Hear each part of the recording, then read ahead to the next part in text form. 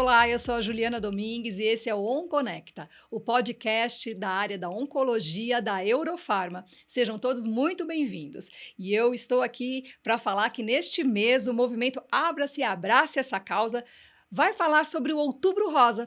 E estamos aqui continuando o podcast com a doutora Fabiana Macchidice. Seja muito bem-vinda. Muito obrigada pelo convite. Doutora, a gente estava falando sobre formas de tratamento, setor público e privado, e agora vamos continuar esse papo falando, né, do Outubro Rosa, do câncer de mama, falando mais agora da parte humana, humanização, experiência pessoal. Muito se fala dessa humanização da oncologia. E na prática, o que significa humanizar o cuidado com o paciente, no caso oncológica? Sabe, Ju, que a primeira vez que eu ouvi esse termo, humanização de medicina, eu achei ele muito estranho.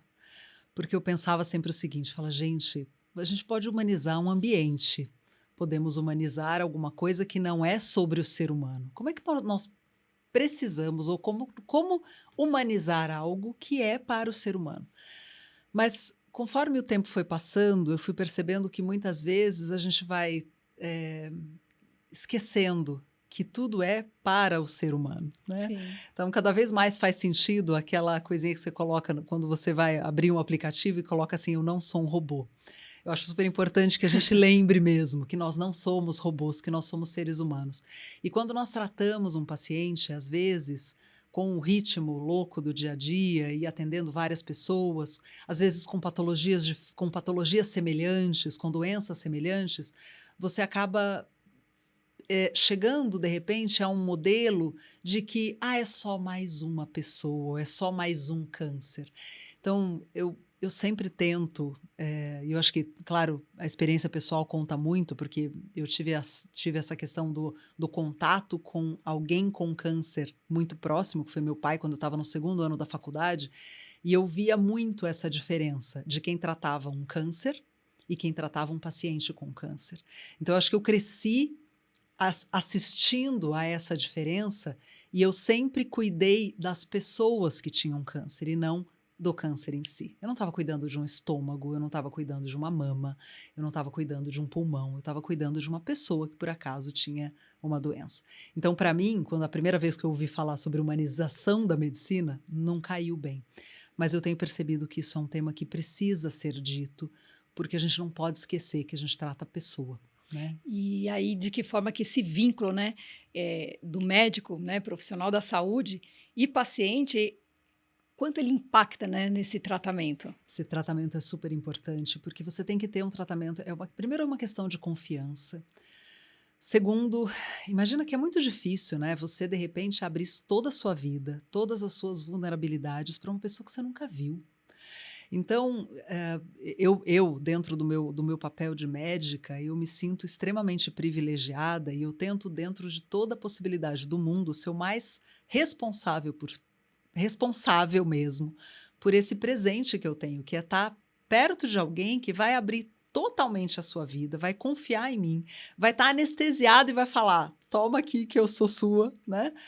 Então isso é uma super de uma responsabilidade. E eu agradeço demais a Deus o fato de eu ter essa possibilidade de trabalhar com pessoas que precisam, né, precisam desse cuidado. Então, eu acho que uma forma que a gente pode, né, pensar é que nós estamos cuidando de alguém, eu acho que é aquela frase, né, volta e meia que as pessoas falam: "Ai doutora, mas e se fosse a sua mãe, né, ou e se fosse o seu filho?". Acho que a gente tem mesmo que se colocar nesse espaço, tem que se colocar nessa posição. Eu estou aqui bem de pertinho olhando para a doutora e ela está emocionada falando sobre esse assunto, querendo me deixar emocionada também aqui. E para quem segue ela aí nas redes sociais, sabe, você mesmo enfrentou o diagnóstico e o tratamento do câncer de mama. Como que essa experiência mudou a sua forma de enxergar a medicina e atender esses pacientes? Sabe que isso é uma pergunta super frequente e eu não sinto que eu tenha mudado o meu jeito de tratar ou de ver os pacientes, porque eu já tinha essa experiência prévia, talvez em casa, né, com meu pai, e era uma coisa que eu prestava muita atenção. Eu sempre checava, né? Aquele professor que eu falava assim, nossa, que legal, eu quero ser assim quando eu crescer. Ou aquele professor que eu olhava e falava assim, meu Deus do céu, não quero fazer isso nunca na minha vida. E a própria experiência das minhas pacientes, né? Então, eu digo sempre para elas que, né, e quando tem essa pergunta, eu sempre digo que a minha construção de como eu lidei com o diagnóstico, com a minha própria doença, foi uma colcha de retalhos que eu trouxe de várias pacientes. Então, quando eu pensava alguma coisa, eu imediatamente me remetia a alguém que eu tinha vivido já e que tinha me dito algo e que eu tinha pensado, nossa, eu estou pensando exatamente como a Maria Amélia naquela consulta, ou como a Maria naquela outra consulta. Não, eu não quero, a hora que eu começava a pensar, não, o que eu não quero fazer, eu pensava, não, não, eu não quero ser como a Margarida, ou então eu acho que foi uma construção.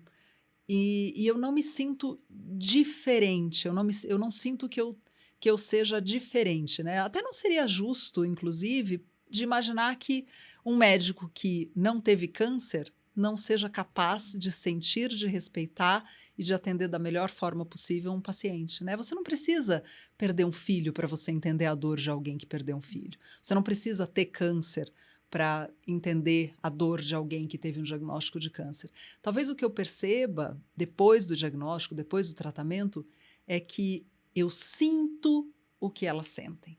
Então, quando alguém vira e fala para mim, nossa, doutora, como hoje, por exemplo, eu passei visita em 2 pacientes que eu fiz uma cirurgia exatamente igual à cirurgia que eu tenho. E aí, nossa, doutora, é que tem um desconforto, parece uma pressão. Você já termina a frase, uma pressão. É chato, é ruim mesmo, eu lembro disso, vai passar, né? Os primeiros momentos vai ser ruim, você vai sentir aqui e ali, então você faz isso, você faz aquilo. Talvez você crie dicas, Sim. porque você própria conviveu com aquele sentir. Mas eu, por exemplo, não fiz uma quimioterapia, mas eu não vou de forma alguma deixar de ouvir e tentar acolher o sentir de alguém que fez uma quimioterapia e que perdeu o cabelo. Eu só de ter pensado que eu ia perder meu cabelo, eu já surtei, né? Então, é claro que eu nunca vou olhar e falar para alguém: "Não, o cabelo cresce". Eu já senti o medo de perder meu cabelo, né? Então, eu acho que esse é o ponto. Eu não sinto que eu tenha mudado. Eu acho que eu continuo sendo a mesma Fabiana. Acho que grande parte de todos os projetos que eu criei foi muito antes de ter um Sim. diagnóstico de câncer, mas eu sinto o que elas Talvez sentem. nas redes sociais, né, você consiga atingir um maior número de pessoas, inspirar, Talvez, levar né, o assunto aí para todos sem fronteiras aí, né? E que mensagem, doutora, você gostaria de deixar para as mulheres que estão passando por esse diagnóstico agora, ou para aquelas que têm esse medo aí e não querem procurar ajuda? Eu diria para elas: respira. Respira, que as coisas passam, nem sempre a gente tem. Eu sempre digo, né? A gente não, quando tem algum desafio, aquele desafio ele não vem uma mensagem programada 5 minutos antes para te preparar. Olha, daqui 5 minutos você vai receber um diagnóstico absurdo que vai mudar a sua vida. Se prepara para ele. Você não tem o preparo. As coisas simplesmente acontecem e você tem que lidar com aquilo, né? A forma como você vai lidar com os perrengues que vão acontecer na sua vida é que vão diferenciar o jeito que aquilo vai acontecer, como vai acontecer com você. Então, você está triste porque você teve um diagnóstico, eu também estou triste por você, né? Eu também gostaria que você não tivesse câncer. Eu também gostaria que você não precisasse fazer uma mastectomia. Eu também gostaria que você não precisasse fazer uma quimioterapia. Mas estamos juntas, Mas vamos estamos enfrentar isso juntas, e é vai dar isso, certo. estamos juntas. Se você precisar de um abraço, se você precisar de um carinho, se você precisar de um colo, eu estou aqui, né? É a única coisa. Se você precisar de uma segunda opinião para saber se aquilo que você está fazendo é o melhor tratamento, eu estou aqui. Pergunta, eu vou te responder, né? E se você precisar só de um silêncio, eu também estou aqui. A gente fica em silêncio juntas. Que coisa linda, doutora. Foi um prazer, gente. Espero que vocês tenham aproveitado. Esse foi o On Conecta. Obrigada, doutora Fabiana. Eu estou até embargada aqui. Que história linda. Obrigada pela presença, por compartilhar tanto conhecimento, informação e a sua experiência pessoal conosco. Eu tenho certeza que essa conversa vai informar e inspirar pessoas por aí. Gostaria de deixar uma mensagem final, assim, para os nossos ouvintes do podcast. Um beijo grande para vocês. Respira quando estiver difícil respirar e segue a vida, e segue feliz. A E passa vida. informações corretas aí, né? Sim, com certeza. Acho que faz parte, né? Outubro Rosa mostra essa responsabilidade de todos nós, da sociedade, dos médicos, de todos. Então, mas vamos tentar viver a vida com um pouco mais de leveza. Nós não escolhemos o que nós vamos passar, mas nós escolhemos a forma como nós vamos passar qualquer questão que aconteça na nossa vida. Sim, concordo. E você que nos ouviu até aqui, lembre-se: informação salva vidas. Previna-se, faça seus exames, incentive outras pessoas a fazerem o mesmo. Compartilhe esse episódio e esse é o verdadeiro espírito do Outubro Rosa, né, doutora? Salvar Exatamente. vidas. Até o próximo podcast.